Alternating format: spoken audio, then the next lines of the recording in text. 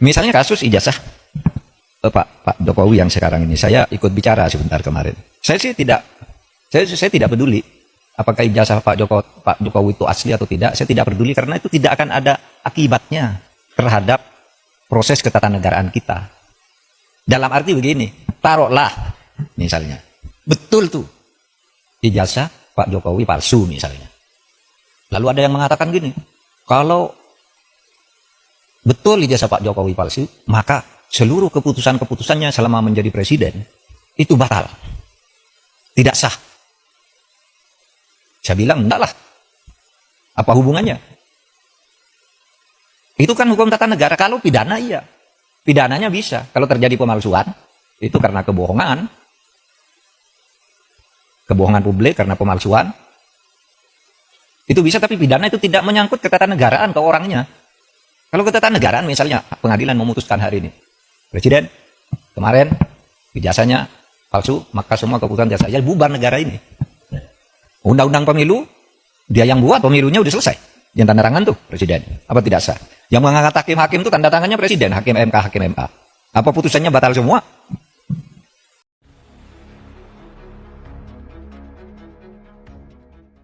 Pengangkatan menteri lebih diangkat oleh presiden dasar, apa batal semua itu kebijakan perjanjian internasional dan sebagainya? Enggak bakal tidak sah. Karena apa? Kalau pendekatannya hukum tata negara dan hukum administrasi negara, itu dalilnya itu keputusan yang sudah dibuat secara sah oleh kedua belah pihak, itu harus dijamin kepastian hukumnya. Wah, itu berlaku. Kalau salah ya sudah, misalnya kita kontrak dengan Cina, bikin jalan tol gitu, bikin kereta api gitu. Karena kita tidak senang lalu mau batal, ya Cinanya tidak mau. Kita terikat oleh hukum internasional juga dalam sengketa internasional. Atau kampus-kampus ini menjadi tidak sah semua ijazahnya. Karena apa? Yang mengangkat menteri, rektornya yang menandatangani ijazah itu. Menteri itu diangkat oleh presiden. Oleh sebab itu jangan terlalu ngelantur bicara keabsahan ijazah presiden kok dibilang lalu keputusannya tidak sah. Karena saya mengatakan begini, ini ada aja yang nanggapi. Saya lihat di TikTok. Seakan-akan apa? Mahfud MD sekarang sudah berubah. Sudah mendukung Pak Jokowi. Dia mengatakan bahwa kalau ijazahnya Pak Jokowi palsu, keputusannya tidak batal. Lah iyalah, bukan karena mendukung, memang begitu. Coba, teori apa yang bisa menyatakan itu? Kecuali pidana ya. Kalau pidana personal, bukan pada keputusan ketatanegaraan. Iya, saya bilang. Yang saya katakan begini, ada yang tanya juga, Pak Mahfud, Anda kok nggak ikut-ikut nih? Ikut dalam gerakan menggugat ijazahnya Pak Jokowi. Saya nggak punya kepentingan. Apa? Kepentingan saya nggak ada. Makanya itu ditolak. Ditolak oleh pengadilan tuh bukan karena pengadilannya salah. Gini, mari saya jelaskan.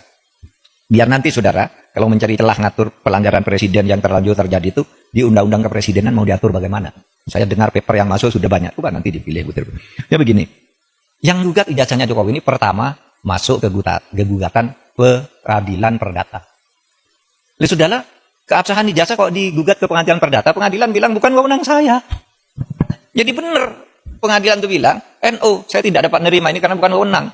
Tugas pengadilan itu bukan mencabut ijazah. Terus siapa dong?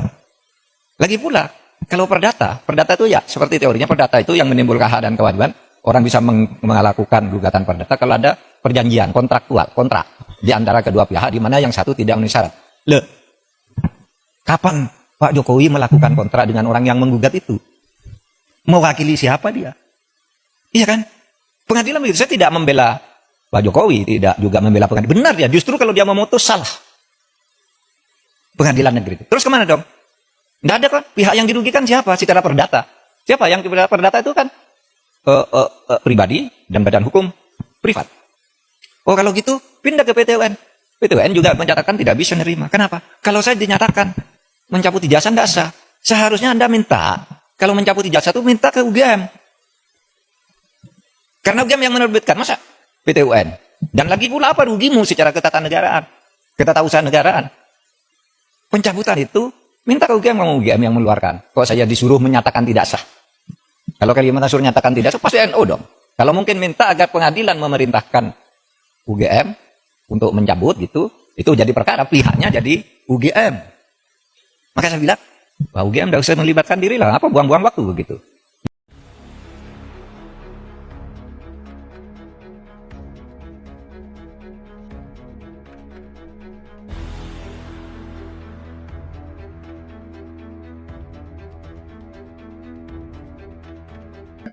pemerintah saat ini, yang mudah-mudahan kebijakan-kebijakan yang positif akan membawa perubahan ke depan yang positif, seperti itu ya. Selamat pagi, Kak Ana. Halo. Assalamualaikum, selamat pagi, host. Waalaikumsalam. Mari disampaikan Kak Ana komentar dan pandangan Kak Ana ya. Iya, saya cuma ini ya. Aduh, kalau untuk membahas Wapres itu, buka lapangan kerja ini kan fenomenal gitu kalau bisa terrealisir ya. Wah, betul-betul Indonesia akan menjadi negara yang makmur luar biasa ya kalau proyeksi dari Mas Gibran ini terrealisir. 19 juta lapangan kerja. Monggo Kak Ana disampaikan komentarnya. aduh, kalau bahas 19 ribu lapangan kerja itu hanya omon-omon ya. Jadi percuma deh bahas itu, mending kita bahas yang lebih penting. Yang lebih penting itu sekarang yang harus dibawain bagi orang yang masih ada tinggal di Indonesia, yang masih cinta Indonesia. Mohon maaf ya, kalau kami udah nggak tinggal di Indonesia. Mungkin JC Manda juga mungkin udah nggak tinggal di Indonesia. Tapi kami masih cinta Indonesia. Karena apa? Keluarga kami masih ada di Indonesia. Nah, yang sekarang perlu digarisbawain dan harus diperjuangkan itu harusnya kita itu sekarang harus suarakan gimana sih cara penolakan vaksin TBC itu. Jangan sampai nanti sampai Desember itu WTO itu datang ke Indonesia. Kalau sampai Indonesia itu dikuasain sama WTO, hancurlah Indonesia. WHO. Jadi gimana cara pencegahannya? Karena dari pihak kepolisian, TNI itu masih banyak yang belum tahu sisi lainnya mengenai vaksin itu. Jangan hanya karena Indonesia itu mendapatkan pinjaman, terus rakyat warga Indonesia itu harus dijadikan bahan percobaan gitu loh. Mbak Luki, maaf ya host. Itu kalau masalah vaksin itu cuma 2.000 orang. Itu juga sudah ada relawannya. Jadi nggak usah dibahas lagi. Itu sudah ada relawannya. Itu cuma 2.000 orang itu Mbak Ana. Jangan digampangkan dulu, Ceh.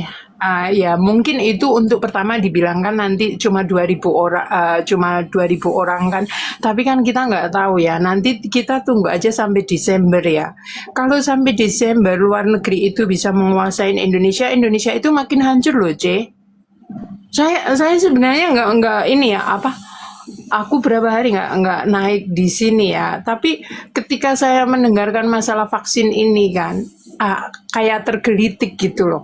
Apalagi nanti kalau sampai sarananya itu ke anak-anak, ke sekolahan-sekolahan, itu kan sama aja kita ini anak-anak kita yang akan dijadikan itu cuma 2.000 orang dan juga relawannya juga sudah ada.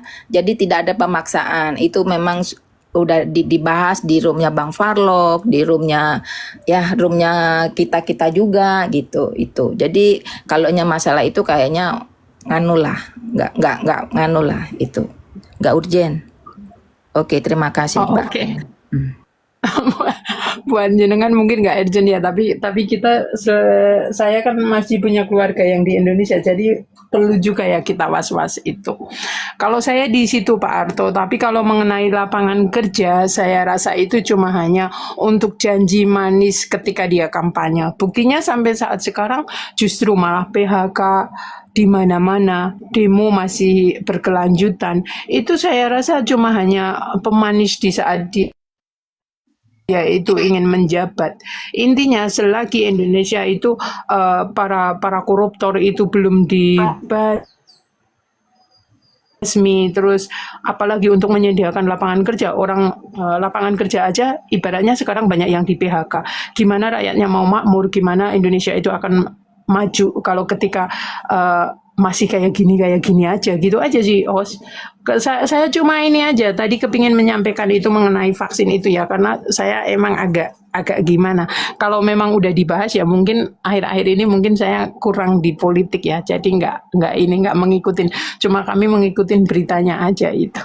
Itu aja host, nggak mau Semangat Mbak Luki. Ya, Oke, terima makasih ya. kasih. Host izin turun. Izin turun. Cuma itu aja yang aku sampaikan. Host, boleh Semoga saya host, host, saya juga mau tetap izin semangat, dulu, tetap biarkan. Nah, menyuarakan kebenaran. Ya, terima kasih Kak Ana atas komentar dan pandangan Oke, Kak Ana aku turun dulu, Cek. terkait dengan vaksin TBC ya yang dibawa Bill Clinton. Mudah-mudahan Indonesia baik-baik saja ya, tidak terdampak TBC. Silakan Kak Mada kalau mau closing statement iya. duluan. Ya, Makasih silakan. terima kasih Habis ini saya minta izin turun juga gitu loh. Sekarang gini ya, kalau masalah tenaga kerja ya host dan hilirisasi itu sangat sangat berhubungan sekali. Kenapa saya itu tidak pilih Prabowo, tidak menyuruh anak-anak saya tidak memilih Prabowo ya. Karena apa? Food estate aja tidak diusut host. Karena apa? Di food estate itulah kita itu bisa melihat pemerintah itu sebagaimana tinggi dia terhadap ketahanan pangan Indonesia gitu loh. Dan sekarang pun terjadi host gitu loh. Kalau dulu food estate tanam singkong tumbuhnya jagung, dan sekarang itu rakyat di Lampung dengan panen singkongnya dihargain rendah gitu loh. Nah, kenapa tidak pemerintah itu mendirikan pabrik ya, mendirikan pabrik di Lampung untuk menjadi singkong-singkong itu menjadi tepung. Jadi biar singkong itu ada harganya host. Itu kan hilirisasi host. Singkong dijadikan tepung, tepung dijadikan makanan, banyak makanan lainnya. Itu kan hilirisasi host. Itu kan mata pekerjaan host. Nah, itu di satu singkong. Dan di food estate itu host, kenapa tanah itu tidak diberikan ke rakyat saja, suruh rakyat mengelola. Rakyat kamu tanamin ini, bisa nggak tanamin singkong atau jagung? Itu dari negara. Dan nanti negara cukup dia mendirikan pabriknya. Pabrik pabrik membutuhkan tenaga kerja, petani pun ibaratnya dia bisa bekerja. Ketahanan pangan Indonesia pun ibaratnya bisa terpenuhi. Betul nggak, host? Nah, itu makanya saya kenapa tidak pilih Prabowo. Nah, yaitu salah satunya aja food estate tidak diurus. Nah, sekarang malah mau membuka 2 juta hektar hutan untuk tahan pangan. Itu siapa yang mengelola? Sedangkan tanah rakyat banyak yang dirampas. Nah, mafia tanah tidak diberantas. Itu host. Jadi kalau masalah literasi, gak usahlah mengatakan orang itu tidak punya literasi baru naik. Itu orang itu bisa saja mengutarakan apa yang di hatinya, apa yang dirasakannya. Sekarang host peternak sapi susu host, negara membiarkan susu itu dibuang host. Negara membiarkan susu itu dibuang host. Negara membiarkan Dabling. susu itu dibuang host. Itu bang siapa itu, abah siapa itu? Nah, itu host, kalau memang ibaratnya pemerintah itu ya mau benar-benar membuka lapangan pekerjaan, peternak sapi itu ya, itu juga pekerjaan ya. Kalaunya ibaratnya susunya itu tidak diterima oleh susu yang ada sekarang, dirikan pabrik lagi. Jadi biar ada persaingan antara pabrik, biar ada lowongan pekerjaan. Lowongan pekerjaan tuh jangan dikurangin, kalau bisa ditambah. Itu loh host. Makanya saya sendiri kadang-kadang itu ya kalaunya pemerintah baik sih kita dukung. Kalaunya pemerintah salah ya kita kritik. Itu loh host. Saya di sini host jadi tukang sapu aja saya punya pensiunan. Punya asuransi. Mati saya udah gak khawatir. Di Indonesia orang mau cari duit aja susah, sedangkan pejabatnya hedon-hedon, pamer mobil, apalagi aparatnya. Dabling. Pamer. Halo, Itu ya. host. Nah, jadi gini host, jadi untuk terakhir ya host ya, kalaunya pemerintah benar-benar ingin Indonesia itu baik-baik saja. Satu, hukum tegakkan dulu host. Presiden jangan pelihara preman host. Cukup TNI Polri saja host. Nah, itu yang ke satu. Yang kedua, rakyat Indonesia itu rajin-rajin dan pinter-pinter host. Buktinya dia di luar negeri aja host, dia bisa jadi perawat padahal di Indonesia cuma lulusan SMP. Dia bisa nyuntik pasien host, walaupun nyuntiknya itu nyuntik gula darah itu host. Itu. Jadi ya kalau memang itu tadi, tegakkan hukum dulu. Nah, ciptakan lapangan pekerjaan yang seperti apa saya katakan itu. Pak Manda. Terima kasih host. Terima kasih. Kita bagi-bagi waktu ya. Iya. Di Taiwan. Oke host. Saya pamit ya host. Assalamualaikum. Assalamualaikum semua. Negara Taiwan, negara Cina yang memang negara itu sudah maju ya. Implementasi hukumnya baik. Nah, Indonesia memang masih pada proses negara yang demokratis ya, masih proses seperti itu. Lalu Bang Lois, silakan Bang disampaikan komentar dan pandangan-pandangan Bang Lois ya terkait wacana atau proyeksi dari Mas Wapres yang ingin menciptakan 19 juta lapangan kerja.